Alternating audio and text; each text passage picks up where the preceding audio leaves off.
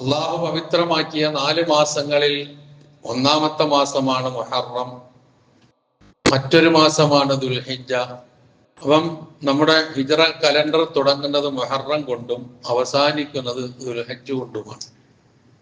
ആ നിലയിൽ പവിത്ര മാസം കൊണ്ട് തുടങ്ങുകയും അവസാനിക്കുകയും ചെയ്യുന്നു ഹിജ്റ വർഷം എന്നുള്ള സവിശേഷത നാം ഉൾക്കൊള്ളുന്നതോടൊപ്പം തന്നെ ഈ മുഹറം മാസവും അതുമായി ബന്ധപ്പെട്ട കാര്യങ്ങളും ഒരല്പസമയം ഒന്ന് ഓർക്കുക എന്നുള്ളതാണ് ഇന്നത്തെ ഖുതുബയിലൂടെ ഇൻഷാ അല്ലാഹ് ഉദ്ദേശിക്കുന്നത്.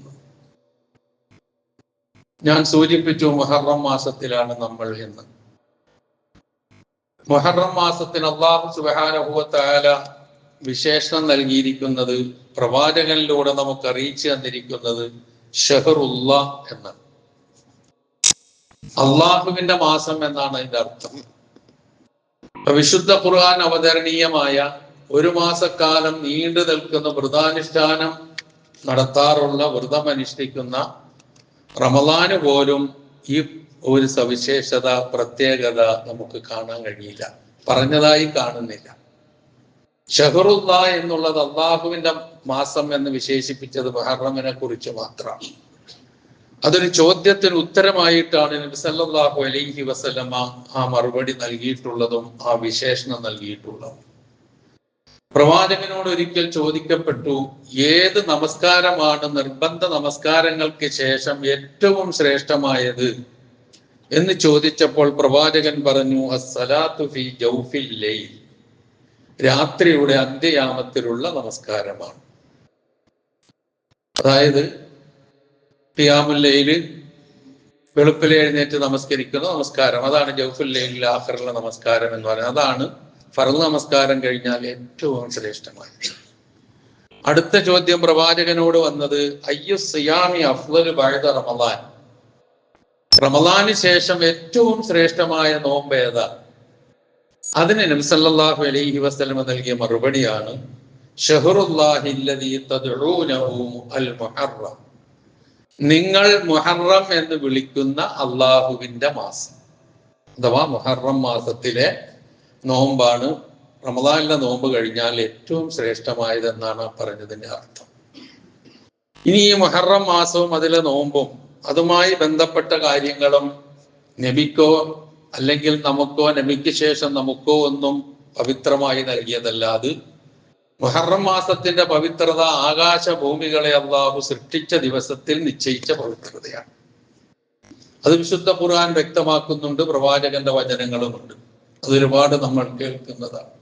മാസങ്ങൾ 12 അതിൽ പവിത്രമായ 3-4 മാസങ്ങളുണ്ട്. ആ പവിത്ര മാസങ്ങൾ ഏതൊക്കെയാണെന്ന് റസൂൽ വിശദീകരിച്ചു തന്നു.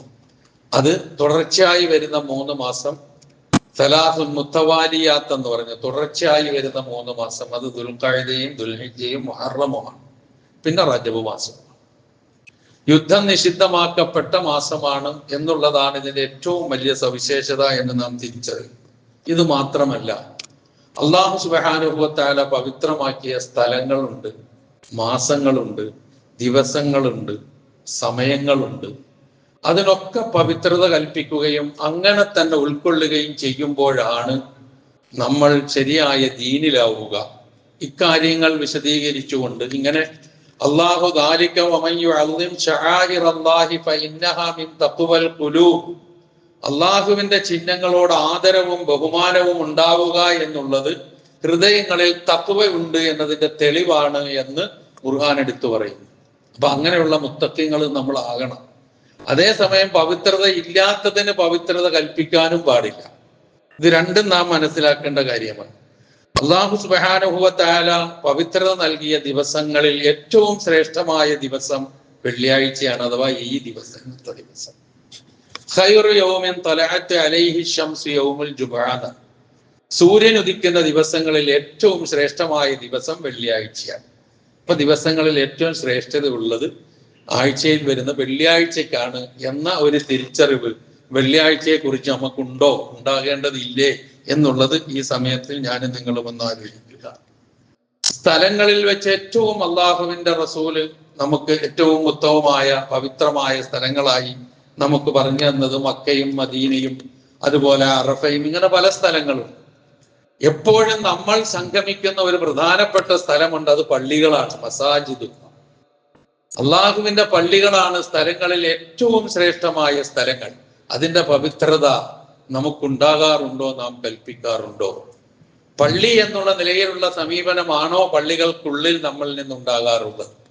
എത്രത്തോളം പള്ളികളിൽ നമസ്കരിക്കുന്ന ആളുകൾക്ക് പ്രയാസമുണ്ടാക്കുന്ന നിലയിൽ നമ്മുടെ സംസാരം പോലും ഉണ്ടായിക്കൂടാ, നമ്മളുടെ ഖുർആൻ പാരായണം പോലും ശ്രദ്ധിക്കണം എന്ന് പഠിപ്പിക്കുമ്പോൾ പള്ളിക്ക് വലിയ പവിത്രതയുണ്ട്. ആ പവിത്രത വാക്കുകളിൽ മാത്രമാണോ എന്നുള്ളത് പരിശോധിക്കേണ്ടതുണ്ട് എന്ന് സൂചിപ്പിക്കുകയാണ്. അതുപോലെ തന്നെ പള്ളികളിൽ തന്നെ ഏറ്റവും ശ്രേഷ്ഠമായ, എല്ലാ പള്ളികൾക്കും ഒരേ പദവിയല്ല. 3 പള്ളികൾക്ക് പ്രത്യേക സ്ഥാനമുണ്ട്. ഒന്ന് മസ്ജിദുൽ ഹറാം, മറ്റൊന്ന് മസ്ജിദുൽ നബവി, 3 മസ്ജിദുൽ അഖ്സ. ഈ 3 പള്ളികളും കഴിഞ്ഞാൽ ലോകത്തുള്ള എല്ലാ പള്ളികൾക്കും ഒരേ പദവിയേ ഉള്ളൂ, ഒരേ സ്ഥാനമാണുള്ളത്. എന്നാൽ എല്ലാത്തിനും പവിത്രതയുള്ളതാണ്. സമയങ്ങളിൽ ഏറ്റവും ശ്രേഷ്ഠമായത് നിർബന്ധ നമസ്കാരങ്ങൾക്ക് ശേഷമുള്ള സമയം, ജൗഫുൽ ലൈലുൽ ആഖിർ, നേരത്തെ പറഞ്ഞു, രാത്രിയുടെ അന്ത്യയാമം. അതുപോലെ തന്നെ വെള്ളിയാഴ്ച ഏറ്റവും ശ്രേഷ്ഠമായ ദിവസമാണ് എന്ന് പറഞ്ഞതോടൊപ്പം തന്നെ ഈ വെള്ളിയാഴ്ചയിൽ ഒരു സമയമുണ്ട്. ആ സമയം ഏറ്റവും പവിത്രമാണ്, ശ്രേഷ്ഠമാണ്. അതേതാ? ഇമാമ് മിമ്പറിൽ കയറി ഇരുന്നത് മുതൽ നമസ്കാരം നിറവേറ്റി പിരിഞ്ഞു പോകുന്നത് വരെ, നിറവേറ്റപ്പെടുന്നത് വരുന്നതിന്റെ ഇടയിലുള്ള സമയം. ഇമാമ മിമ്പറിൽ കയറി ഇരുന്നു, അതിനുശേഷം ഖുതുബ കഴിഞ്ഞു, നമസ്കാരം കഴിഞ്ഞ് പോകുന്നതിന്റെ ഇടയിലുള്ള സമയമാണ്. ഏത് സമയമാണെന്ന് അറിയില്ല, ഏതോ ഒരു സമയം. ആ സമയത്ത് നമ്മൾ അള്ളാഹുവിനോട് എന്തെങ്കിലും ഒന്ന് ചോദിച്ചാൽ അതിന് ഉത്തരം കിട്ടുന്ന ആ ഇരിപ്പായിരിക്കണം വെള്ളിയാഴ്ച ഇരിക്കണ ഇരിപ്പ് എന്നൊന്നും കൂടി ഓർമ്മിപ്പിക്കുകയാണ് ഞാൻ. വെറും ഒരു ഇരിപ്പല്ല ഇത് വെള്ളിയാഴ്ച. എന്തോ ഒന്ന് ഇവിടെ നടക്കുന്നു, ഞാൻ ഇവിടെ വന്നിരിക്കുന്നു, അതല്ല.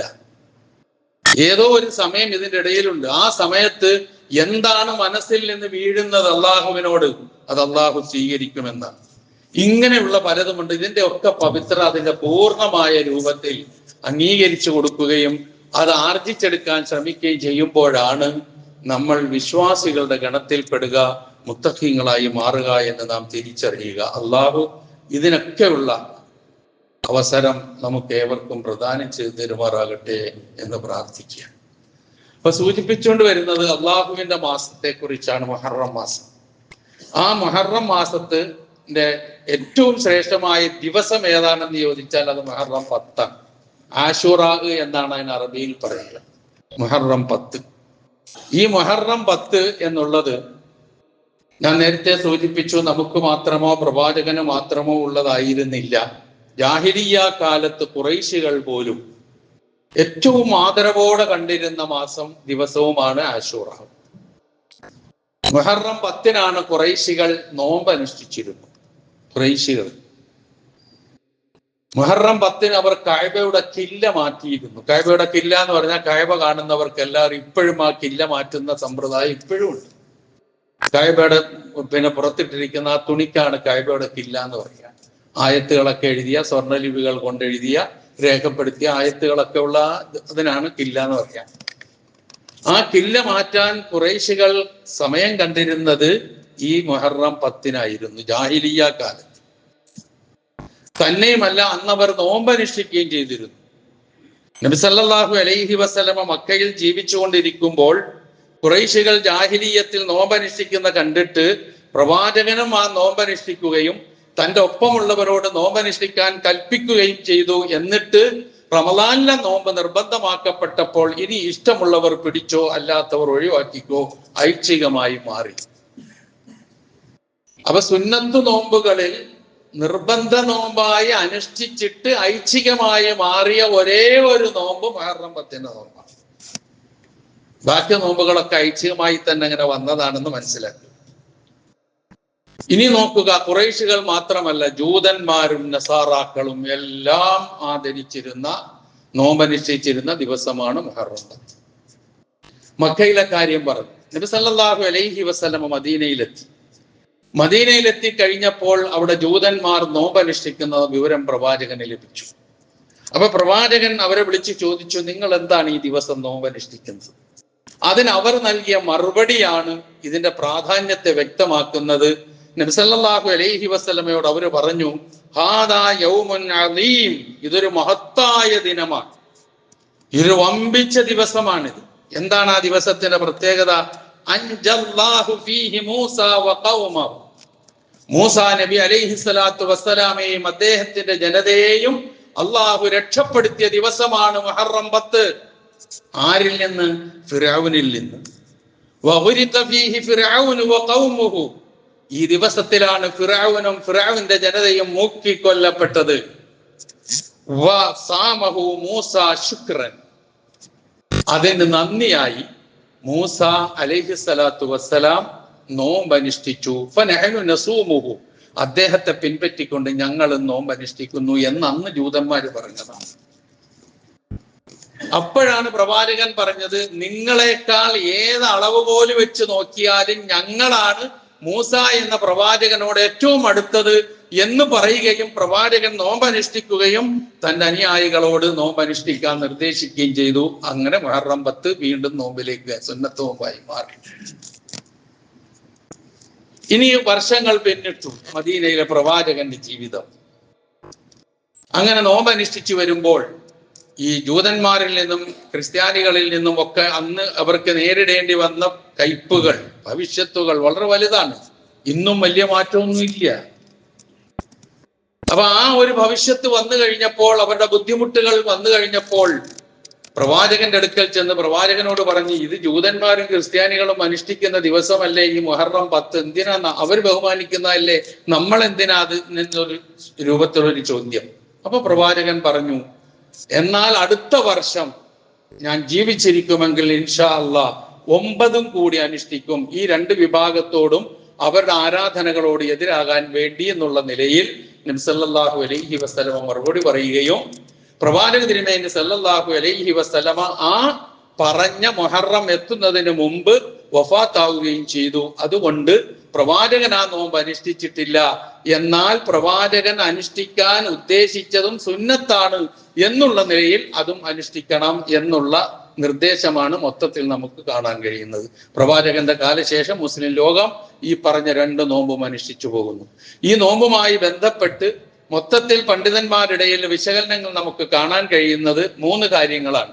1, മുഹറം 10 മാത്രം നോമ്പ് അനുഷ്ഠിക്കുക എന്നുള്ള ഒരഭിപ്രായം. 2, 9ഉം 10ഉം അനുഷ്ഠിക്കണമെന്നുള്ള അഭിപ്രായം.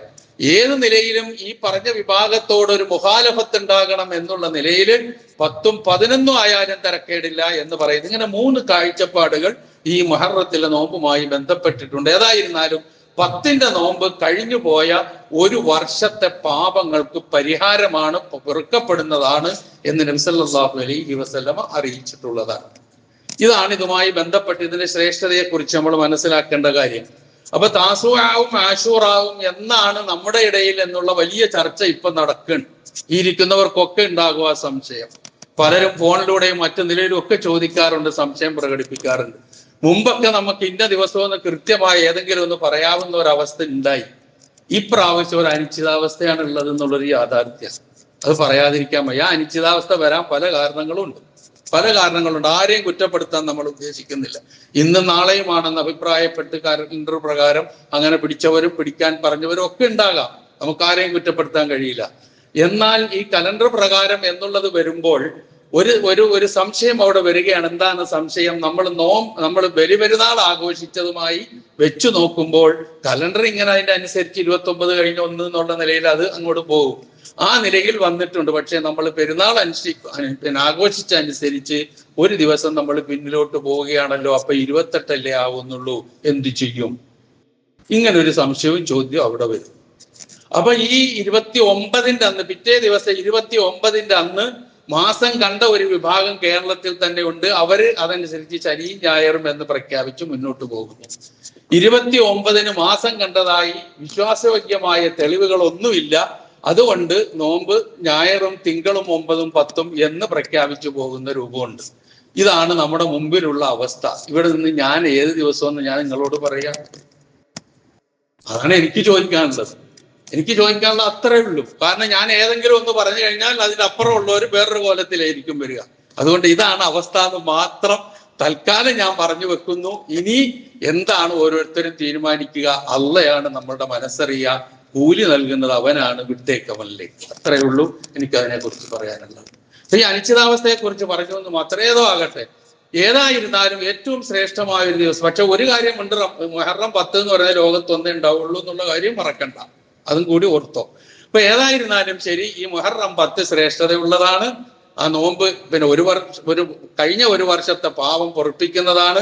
അതിന് കാരണം ഫിറഔന്റെ ഇല്ലാതാകലും മൂസാ നബിയുടെ വിജയവുമാണ് എന്ന് പറഞ്ഞതിനാണ് നമ്മൾ ഊന്നൽ കൊടുക്കേണ്ടത്. അതിലേക്കാണ് ഞാൻ ഓതി വെച്ച വചനങ്ങൾ വരിക. അതിൽ തുടങ്ങുന്നത് ഇങ്ങനെ തന്നെയാണ്. ഫിറഔനെ കുറിച്ച് നമുക്ക് വിശുദ്ധ ഖുർആൻ പരിശോധിച്ച് നോക്കിയാൽ ഏതാണ്ട് 130-ലധികം സന്ദർഭങ്ങളിലായി മൂസാ നബിയുടെ പേര് പ്രയോഗിച്ചത് കാണാം. 67 സന്ദർഭങ്ങളിലായി ഫിറഔന്റെ പേരുമുണ്ട്. ഏതാണ്ട് പകുതിയോളം ഫിറൗനുമുണ്ട്. ഈ ബനു ഇസ്രായേൽക്കാരിലേക്കാണല്ലോ മൂസാ നബി വന്നത്. ആ ബനു ഇസ്രായേൽക്കാരെ കുറിച്ച് 41 പ്രാവശ്യം ഖുർആനിൽ പ്രതിപാദിച്ചിട്ടുണ്ട്. മൂസാ നബിയുടെ കാലത്ത് ഫിറൗനോടൊപ്പം തന്നെ മൂസാ നബിക്കെതിരെ നിലകൊണ്ട പ്രഗത്ഭന്മാരായ 2 വ്യക്തിത്വങ്ങൾ ഉണ്ടായിരുന്നു, ആളുകൾ ഉണ്ടായിരുന്നു. ഖാറൂൻ 4 പ്രാവശ്യം ഖുർആനിൽ പ്രയോഗിച്ചിട്ടുണ്ട് ആ വാക്ക്. ഹാമാൻ എന്നുള്ളത് 6 പ്രാവശ്യം പ്രയോഗിച്ചിട്ടുണ്ട്. ഖാറൂൻ വലിയ ഒരു സമ്പന്നനായിരുന്നു. ഹാമാൻ മൂസാ നബിയുടെ ഫിറൗന്റെ ഏറ്റവും വലിയ അടുത്ത മന്ത്രിയായിരുന്നു. അയാൾ പറയുന്ന അനുസരിച്ചാണ് എല്ലാം നീങ്ങിക്കൊണ്ടിരുന്നുള്ള രൂപത്തിലും കാണാം. അപ്പൊ ഏതായിരുന്നാലും ശരി, ഇതൊക്കെ ഖുർആനിൽ നമുക്ക് കാണാൻ കഴിയുന്നു. ഈ 2 വിഭാഗങ്ങൾ തമ്മിൽ, അഥവാ മൂസാ നബിയുടെ ജനതയായ ബനു ഇസ്രായേലും മൂസാ നബിയും ഫിറൗന്റെ ജനതയായ കിബിത്തികളും ഫിറൗനും അവർക്കൊപ്പം നിൽക്കുന്ന ആളുകളും തമ്മിലുള്ള 2 കക്ഷിത്വങ്ങൾ, കൃത്യമായി വംശീയതകൾ നമുക്ക് അവിടെ കാണാൻ കഴിയും. അതാണ് ഖുർആൻ സൂറത്ത് ഖസസിലെ ആദ്യത്തെ വാചകത്തിൽ പറയുന്നത്. ഇന്ന ഫിറഔന അലാ ഫിൽ അർള്, ഫിറഔൻ ഭൂമിയിൽ നാട്ടിൽ ഔന്നത്യം നടിച്ചു. വജഅല അഹ്ലഹാ ശിയഅ, ആ നാട്ടുകാരെ കക്ഷികളാക്കി മാറ്റി. എന്നിട്ട് യസ്തളീഫു തായിഫത്തൻ മിൻഹും, അതിൽ ഒരു വിഭാഗത്തെ അങ്ങേയറ്റത്തെ ദുർബലരാക്കി മാറ്റി. എന്നിട്ട് യുദബ്ബിഹു അബ്നാഅഹും വയസ്തഹീ നിസാഅഹും, ആൺകുട്ടികളെ അറുകൊല ചെയ്യുകയും പെൺകുട്ടികളെ ജീവിക്കാൻ അനുവദിക്കുകയും ചെയ്തു. ഇന്നഹു കാന മിനൽ മുഫ്സിദീൻ, അവൻ കുഴപ്പക്കാരിൽപ്പെട്ടവനാണ് എന്ന് ഫിറഔന്റെ ആ സ്വഭാവം എടുത്തു പറഞ്ഞതിന് ശേഷം അള്ളാഹു പറയുന്ന ഒരു കാര്യമുണ്ട്. വനുരീദു, നമ്മൾ ഉദ്ദേശിക്കുന്നത് അന്നമുല്ല അലല്ലദീന സ്തുളിഫു ഫിൽ അർളി, ഭൂമിയിൽ മർദ്ദിതരായി ദുർബലരായി ഗണിക്കപ്പെടുന്നവർക്ക് അനുഗ്രഹം ചെയ്യാനാണ് നമ്മൾ ഉദ്ദേശിക്കുന്നത്. എന്നിട്ട് വനജഅലഹും അഇമ്മ, മർദ്ദിതരെ നേതാക്കന്മാരാക്കാനുമാണ് നമ്മൾ ഉദ്ദേശിക്കുന്നത്.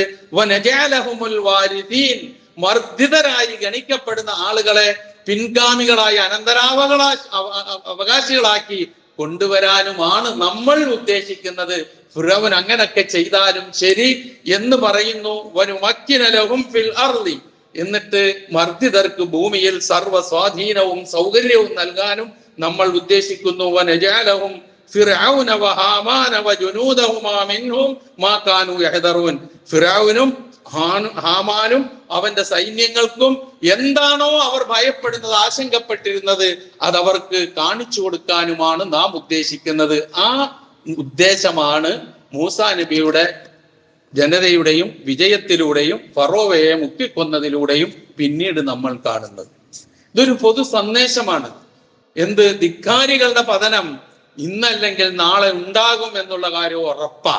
എല്ലാ കാലവും ധിക്കാരവും അധികാര പ്രമത്തതയും കയ്യിലുണ്ടാകും, ആഡംബര ജീവിതമുണ്ടാകും എന്ന് ഒരു ഭരണാധികാരിയും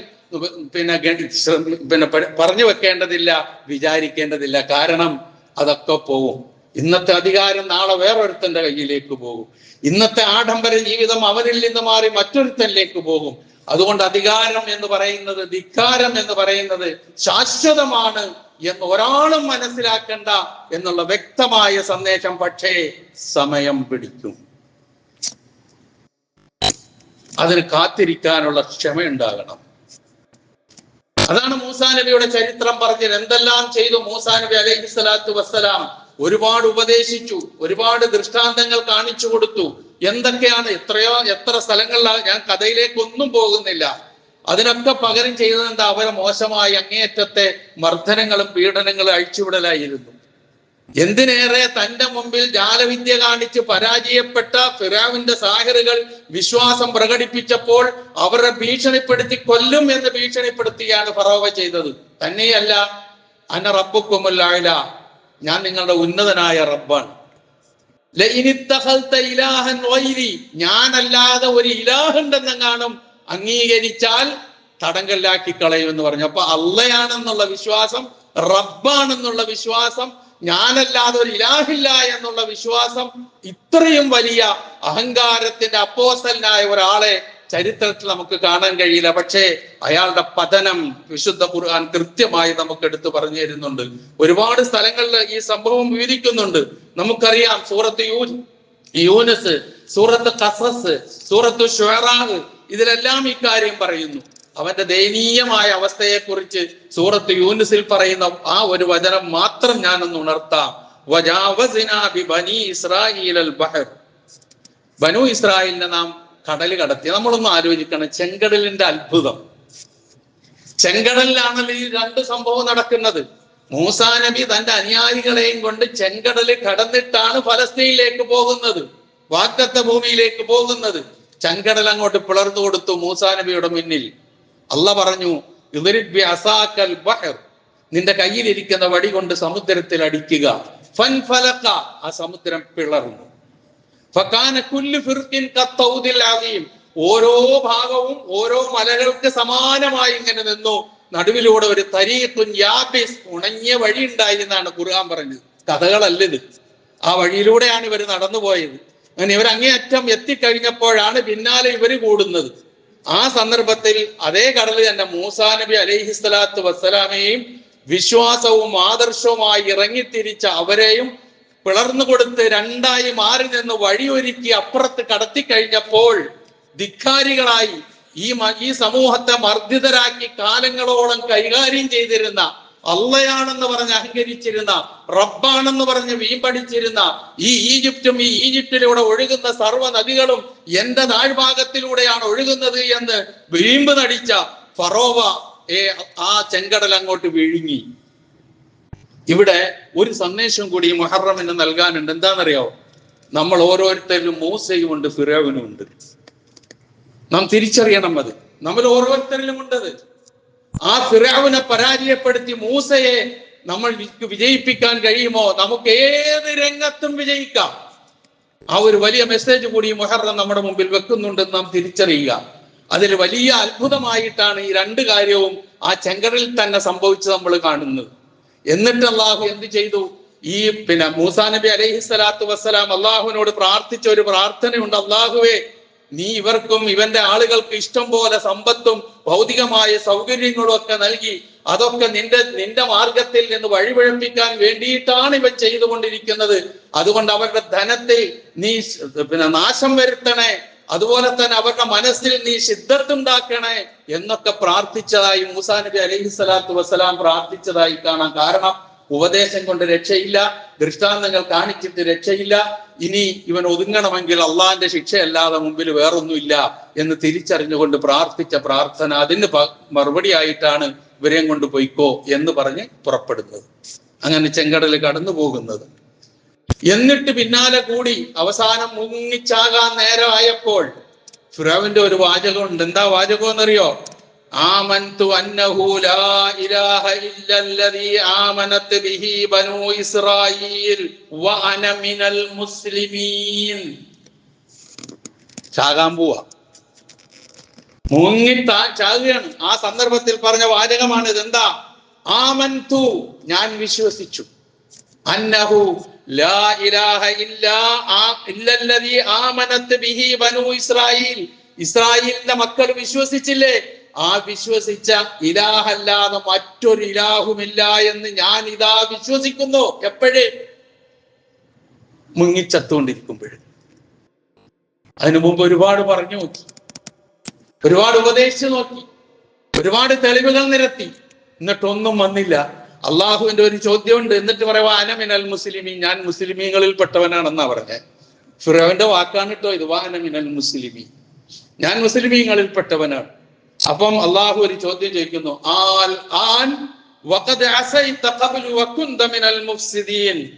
ഇതിനൊക്കെ എത്രയോ അവസരം നിനക്ക് കിട്ടിയിരുന്നു, ഇപ്പോഴാണോ നിനക്ക് വിശ്വസിക്കാൻ നേരം കിട്ടിയത്?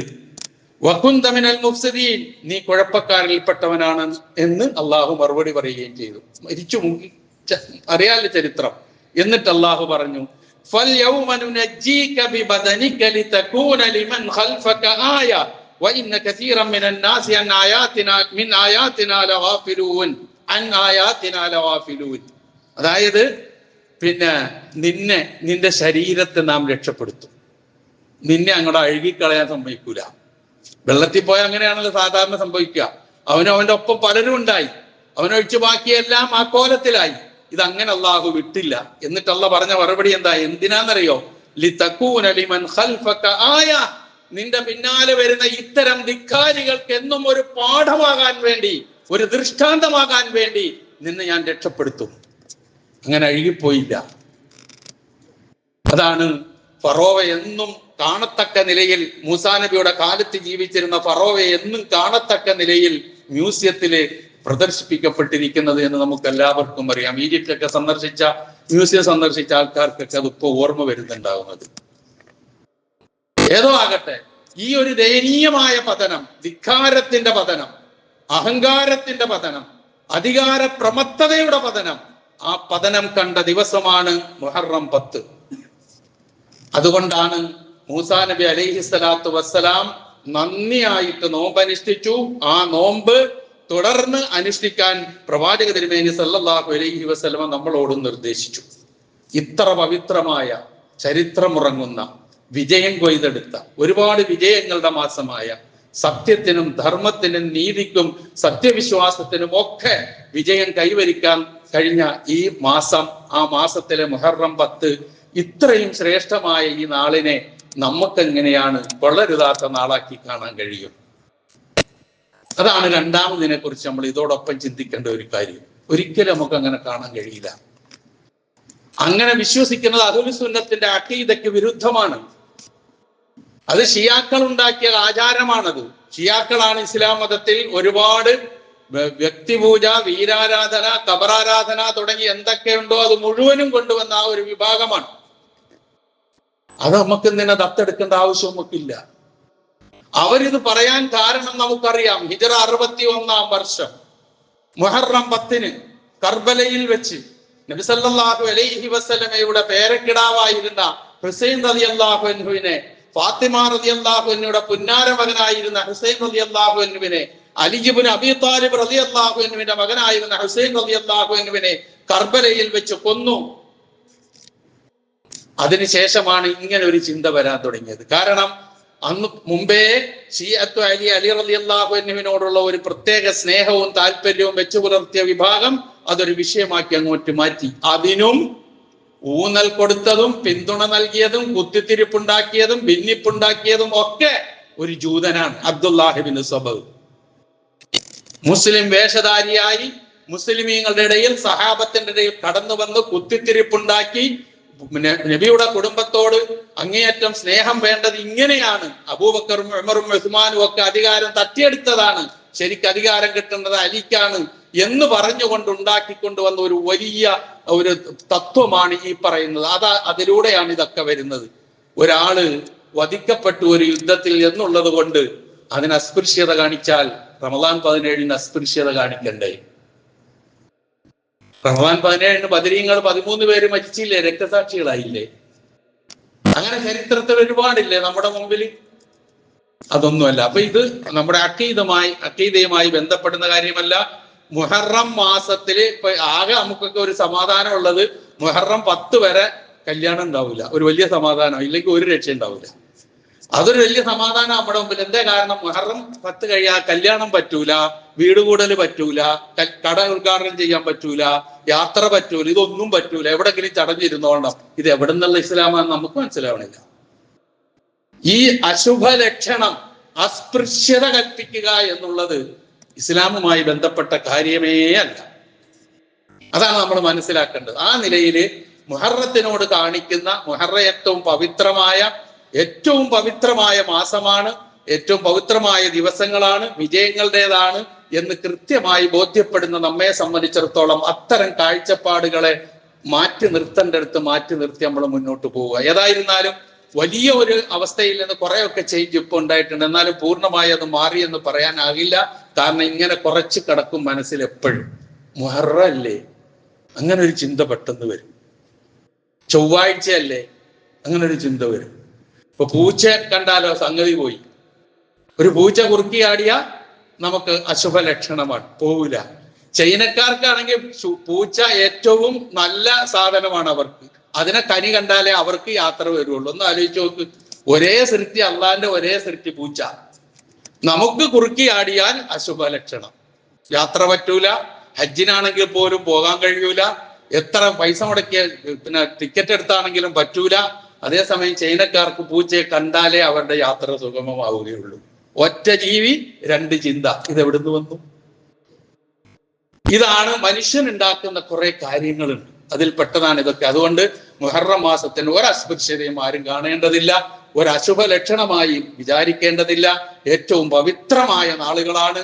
പവിത്രമായ നാളായതുകൊണ്ടാണ് അത് വർഷം തുടങ്ങിയത്, പവിത്രമായ നാളുകൊണ്ടാണ് വർഷം അവസാനിപ്പിക്കുന്നത്. ഇതിലും വലിയ സന്തോഷം എന്താ നമുക്ക് ഉണ്ടാകേണ്ടത്? അള്ളാഹു സുബ്ഹാനഹു വ തആല ഹക്കായി മനസ്സിലാക്കി ജീവിതത്തിൽ പകർത്താനും ബാത്തിലായി തിരിച്ചറിഞ്ഞ് ജീവിതത്തിൽ നിന്ന് അകറ്റി നിർത്താനുമുള്ള സർവ്വ തൗഫീഖും നമുക്ക് ഏവർക്കും അള്ളാഹു പ്രദാനം ചെയ്തു തരുമാറാകട്ടെ. നമ്മളൊക്കെ ആരോഗ്യമുള്ളവരായി ഇങ്ങനൊക്കെ ജീവിക്കാൻ അള്ളാഹു തൗഫീഖ് നൽകുന്നു. എങ്ങനെ അള്ളാഹുവിനെ സ്തുതിക്കാതിരിക്കാൻ കഴിയും? അൽഹംദുലില്ലാ. ഒരിക്കലും എൻ്റെ സഹോദരീ സഹോദരന്മാരോട് ഞാൻ ഉൾപ്പെടെ നമുക്ക് ഓർക്കാനും പറയാനുള്ളത്, ആരോഗ്യം ശരീരത്തുള്ളത് ഒരു നിസ്സാരമായി കാണരുത്. രോഗങ്ങൾ വന്ന് പിടികൂടുമ്പോഴാണ് അതിന്റെ വില നമ്മൾ അറിയുക. നമ്മളുടെയൊക്കെ ഇടയിൽ തന്നെ എത്രയോ രോഗികൾ, നമ്മളുടെ ഒപ്പം നടന്നിരുന്ന ആൾക്കാർ ഒപ്പം കിട്ടുന്നില്ല. കാരണം അവർക്ക് നമ്മളുടെ ഒപ്പം നടക്കാൻ കഴിയണില്ല, ഒരു കാര്യത്തിന് വിളിച്ചാൽ എത്തിച്ചേരാൻ പറ്റണില്ല. ഇങ്ങനെയൊക്കെ എത്രയോ കാര്യങ്ങളാണ് നമ്മൾ കാണുകയും കേൾക്കുകയും ചെയ്യുന്നത്. ഒരു കാര്യം, അള്ളാഹുവിനോട് എപ്പോഴും അവന്റെ നല്ല അവസ്ഥ നമ്മുടെ ജീവിതത്തിൽ നിലനിന്ന് കിട്ടുവാൻ, ആരോഗ്യത്തോടു കൂടി ജീവിച്ചു പോകാൻ, സിഹത്തും ആഫിയത്തും. റസൂൽ സല്ലല്ലാഹു അലൈഹി വസല്ലമയോട് പിന്നെ സഹാബത്ത് വന്ന് എന്നോട് ഉപദേശിക്കുന്നു പറയുമ്പോൾ പല ഉപദേശങ്ങളും പല സന്ദർഭങ്ങളിലും നൽകിയതിൽ റസൂൽ സല്ലല്ലാഹു അലൈഹി വസല്ലം പറഞ്ഞു, അള്ളാഹുവിനോട് ആഫിയത്ത് ചോദിക്കണമെന്ന്. സൗഖ്യം, പ്രയാസമില്ലാതെ ജീവിച്ചു പോവുക, ആരോഗ്യത്തോടു കൂടി പോവുക. നമ്മളൊക്കെ പരസ്പരം ആശംസകൾ നേരുമ്പോൾ ദീർഘായുസ് അള്ളാഹു നൽകട്ടെ, ആഫിയത്ത് നൽകട്ടെ എന്നൊക്കെ നമ്മൾ പ്രാർത്ഥിക്കാറുണ്ട്. എന്തേ കാരണം? അത് നമ്മുടെ ഒരു ബാധ്യതയാണ്, പരസ്പരം പ്രാർത്ഥിക്കുക, സ്വന്തം പ്രാർത്ഥിക്കുക എന്നുള്ളത്. കാരണം രോഗം വന്നു കഴിഞ്ഞാൽ കഴിഞ്ഞുമല്ല. പോണ പോക്കിൽ, നടന്നു പോകുന്ന പോക്കിൽ ഒന്ന് കാല് തട്ടി വീണ് ഒന്ന് ഒടിഞ്ഞു കഴിഞ്ഞാൽ കഴിഞ്ഞു. ഇത്രയേ ഉള്ളൂ നമ്മളുടെ ജീവിതം. അപ്പൊ അതൊന്നും ഇല്ലാത്ത അവസ്ഥയിൽ ഇങ്ങനെ കൊണ്ടുപോകുന്ന ഇതും ഒരു പരീക്ഷണമാണെന്ന് തിരിച്ചറിയുക. ഏത്? ഈ ആരോഗ്യവും ഒരു പരീക്ഷണമാണ്, സമ്പത്ത് പരീക്ഷണമാണ്, സന്താനങ്ങൾ പരീക്ഷണമാണ്. അതിലൊക്കെ അതിന് പ്രതിഫലവുമുണ്ട് എന്ന് തിരിച്ചറിഞ്ഞുകൊണ്ടുള്ള ചിന്തകൾ നമ്മുടെ മനസ്സിലുണ്ടാകണം, പ്രാർത്ഥനകളിലും ഉണ്ടാകണം. ഞാനിത് സൂചിപ്പിക്കാൻ കാരണം, നമ്മുടെ ഈ അനാഥശാലയിൽ വളരെ മുമ്പ് ഒരു 3-4 വയസ്സ് മുതൽ ഇവിടെ പഠിച്ചു വളർന്ന ഒരു ഷാഫി എന്ന് പറയുന്ന ഒരു ചെറുപ്പക്കാരൻ, ഇപ്പൊ 40 വയസ്സ് പിന്നിട്ട് കഴിഞ്ഞിട്ടുണ്ട്. നല്ല ആരോഗ്യത്തോടു കൂടി ഏത് കാര്യത്തിനും ഓടി പിന്നാലെ വരുന്ന, വിളിച്ചാൽ ഓടിയെത്തുന്ന, ഇപ്പോഴും ഈ സ്ഥാപനത്തോട് തന്റെ കൂറും അതിൻ്റെ ഉള്ള ഭവ്യതയൊക്കെ പ്രകടിപ്പിച്ചു പോകുന്ന ഒരു വ്യക്തിയാണ്. ഒരു ദിവസം ഒരു ചെറിയ അസ്വസ്ഥത തോന്നി, ഡോക്ടർക്ക് കൊണ്ടുവന്നു, പരിശോധിച്ചു നോക്കുമ്പോൾ അവസാനം കണ്ടെത്തിയിരിക്കുന്നത് അപ്ലാസ്റ്റിക് അനീമിയ എന്ന് പറയുന്ന മാരകമായ രോഗമാണ്. 3 പെൺമക്കളുണ്ട്, 10ാം ക്ലാസ്സിൽ പഠിക്കുന്ന. അതിനുശേഷം 13 വയസ്സുള്ള 7 വയസ്സുള്ള 3 പെൺമക്കൾ, വാർദ്ധക്യത്തിലെത്തിയ ഒരു മാതാവ്, ഒരു ജ്യേഷ്ഠൻ ഈ സ്ഥാപനത്തിൽ പഠിച്ചു പോയത്. ഈ സ്ഥാപനത്തിൽ പഠിച്ചുപോയ മനസ്സിൽ നിറഞ്ഞു നിൽക്കുന്ന കുട്ടികൾ പെട്ടതാണ് ഇതൊക്കെ. എപ്പോഴും നമ്മൾ പഠിപ്പിച്ച കുട്ടികളോട് നമുക്കൊരു പ്രത്യേക താല്പര്യം തോന്നുമല്ലോ, പ്രത്യേകിച്ച് പഠിക്കുന്ന കാലത്തൊക്കെ നന്നായി പോയ ഒരു അവസ്ഥയാണെങ്കിൽ. അപ്പൊ അവൻ ഹോസ്പിറ്റലിൽ, നമ്മുടെ അടുത്ത ഹോസ്പിറ്റലിൽ അഡ്മിറ്റ് ചെയ്തിരിക്കുകയാണ്. ഈ മജ്ജ മാറ്റിവെക്കലല്ലാതെ വേറൊരു പരിഹാരവുമില്ല എന്ന് ഡോക്ടർ സർട്ടിഫിക്കറ്റ് നൽകി. അതിന്റെ അടിസ്ഥാനത്തിൽ അഡ്മിറ്റ് ചെയ്തു. ആ ഡോക്ടർ നൽകിയിരിക്കുന്ന ചികിത്സയ്ക്ക് വേണ്ടി മാത്രം 35 ലക്ഷം രൂപയാണ്. ഒരുമാതിരി സമ്പത്ത് കയ്യിലുള്ള ആൾക്കാർക്ക് പോലും 35 ലക്ഷം രൂപയൊക്കെ ഒരു ചികിത്സയ്ക്ക് വേണ്ടി മാറ്റാൻ കഴിഞ്ഞാൽ പിന്നെ എന്തുണ്ടാവുക? അപ്പൊ അല്ലലില്ലാതെ കുടുംബം നോക്കി ജോലി ചെയ്ത് ജീവിച്ചുകൊണ്ടിരിക്കുന്ന ഒരു ചെറുപ്പക്കാരനാണ്. അവനെ സഹായിക്കണം, അവന് വേണ്ടി പ്രാർത്ഥിക്കണം. അതാണ് എനിക്ക് നിങ്ങളോട് സൂചിപ്പിക്കാനുള്ള ഒരു പ്രധാന കാരണം. ഇന്ന് നമ്മൾ അവന് വേണ്ടി ഒരു കളക്ഷൻ നടത്തുക. എത്ര ഉണ്ടാവുന്നൊന്നും എനിക്കറിയില്ല. പക്ഷേ ഇന്നത്തെ കളക്ഷൻ സാധാരണ പോലെ നിങ്ങൾ കാണരുത്. ഇൻ കേസ് ആർക്കെങ്കിലും ഇന്ന് ചെയ്യാൻ കഴിയുന്നെങ്കിൽ എന്ത് ചെയ്യാൻ കഴിയുമോ ആ വിവരം അറിയിച്ചാൽ അതെങ്ങനെ എത്തിക്കണം എന്നുള്ള വിവരമൊക്കെ ഇൻഷാ അല്ലാഹ് തരാം. ഏതായിരുന്നാലും ഇന്നൊരു പൊതു കളക്ഷൻ ആ പയ്യന് വേണ്ടി നടത്തുക. ഓൾറെഡി ഹോസ്പിറ്റലിൽ അഡ്മിറ്റ് ചെയ്ത് കഴിഞ്ഞു. 2 ദിവസം ചികിത്സ തുടരുകയാണ്. ഒരു 8 ദിവസം കഴിയുമ്പോൾ ഇത് കയറ്റാൻ തുടങ്ങും. മകളുടെ കിട്ടി, അതാണ് ഏറ്റവും വലിയ ഭാഗ്യം. മാച്ച് ചെയ്യുന്നത് അന്വേഷിച്ച് നടന്ന അവസാനം ഈ മൂത്ത മകളുടെ തന്നെ മാച്ചാകും എന്ന് ഡോക്ടർ കണ്ടെത്തിയിട്ട് ആ മകളുടേതാണ് കൊടുക്കുന്നത്. 15 വയസ്സേ ഉള്ളൂ, SSLC പഠിക്കുകയാണ് കുട്ടി. ഇതൊക്കെയാണ് അവസ്ഥ. ഇതൊന്നും ഇല്ലാതെ നമ്മളിങ്ങനെ ഓടി നടക്കുമ്പോൾ എന്തൊക്കെയാണ് ഈ മജ്ജയുടെ ഉള്ളിൽ അല്ലെങ്കിൽ ശരീരത്തിന്റെ ഉള്ളിൽ അള്ളാഹു ആകാം എപ്പോഴാണ് അറിയില്ല ഒരു തലചുറ്റൽ വരുന്നു, വീണു പോകുന്നു. ഇതൊക്കെയാണ് അവസ്ഥ. അതുകൊണ്ട് ഇങ്ങനെയുള്ള കാര്യങ്ങൾ വളരെ നമ്മളെ ചിന്തിപ്പിക്കേണ്ടതുണ്ട് എന്ന് ഈ സന്ദർഭത്തിൽ ഓർമ്മിപ്പിക്കുകയാണ്. അള്ളാഹു സുബ്ഹാനഹു വ തആല അങ്ങനെയുള്ള എല്ലാ പരീക്ഷണങ്ങളിൽ നിന്നും പ്രയാസങ്ങളിൽ നാം ഏവരെയും കാത്തുരക്ഷിക്കുമാറാകട്ടെ. ഈ ചികിത്സയ്ക്ക് വിധേയനാകുന്ന ഷാഫിക്ക് അതിന്റെ എഫക്റ്റ് പൂർണ്ണമായി ഉണ്ടാകാനും പൂർണ്ണ സിഹത്തോടും ആഫിയത്തോടും കൂടി നമ്മളോടൊപ്പം ഇനിയും ജീവിക്കാനും അള്ളാഹു തൗഫീക്ക് നൽകുമാറാകട്ടെ എന്ന് നമുക്ക് പ്രാർത്ഥിക്കാം. നിങ്ങളൊക്കെ അവന് വേണ്ടി പ്രാർത്ഥിക്കണം. വളരെ വിനയത്തോടു കൂടി ഞാൻ നിങ്ങളോട് അഭ്യർത്ഥിക്കണം. അത്ര ഇഷ്ടമുള്ള ഒരു പയ്യനാണ്, അതുകൊണ്ടാണ് ഞാൻ ഇത് പറയുന്നത്. അതുപോലെ തന്നെ നമ്മളിൽ നിന്ന് ഇന്ന് നമ്മുടെ അസ്ലം സേട്ട് എന്ന് പറയുന്നത് എല്ലാവർക്കും അറിയാം. അദ്ദേഹം ഇങ്ങനെ നടന്നു പോകുന്ന പോക്കിൽ വീണ് ഇടുപ്പല്ല് പൊട്ടി അദ്ദേഹം ചികിത്സയിലാണ്. പ്രാർത്ഥിക്കാൻ ആവശ്യപ്പെട്ടിട്ടുണ്ട്. അല്ലാഹു സുബ്ഹാനഹു വ തആല അദ്ദേഹത്തിന് സിഹത്തും ആഫിയത്തും നൽകുമാറാകട്ടെ. അങ്ങനെയുള്ള പ്രയാസങ്ങളിൽ നാം ഏവരെയും അല്ലാഹു കാത്തുരക്ഷിക്കുമാറാകട്ടെ. അതുപോലെ തന്നെ ഇന്ന് ഓപ്പറേഷന് വിധേയാകുന്ന ഒരു സഹോദരിക്ക് വേണ്ടി പ്രാർത്ഥിക്കാൻ ആവശ്യപ്പെട്ടിട്ടുണ്ട്. അല്ലാഹു സുബ്ഹാനഹു വ തആല സഹോദരിയുടെ ഓപ്പറേഷൻ വിജയപ്രദമാക്കി കൊടുക്കുമാറാകട്ടെ. ഇങ്ങനെ പലരുടെയും പേര് പറയാൻ ഞാൻ ഉദ്ദേശിക്കുന്നത്, പക്ഷെ അസ്ലം സേട്ടിന്റെ പേര് ഞാൻ പരാമർശിക്കാൻ കാരണം നമ്മളൊക്കെ ആയിട്ട് വളരെ ബന്ധമുള്ള ഒരാളാണ്. അതുകൊണ്ടാണ്, നിങ്ങളൊക്കെ അറിയുന്ന ആളാണ്. അപ്പൊ അറിയുന്ന ഒരാളിന് വേണ്ടി പ്രാർത്ഥിക്കുമ്പോൾ അത് വേറൊരു രൂപത്തിലാണ്. അതുകൊണ്ടൊന്ന് ഓർമ്മിപ്പിച്ചു എന്ന് മാത്രമേ ഉള്ളൂ.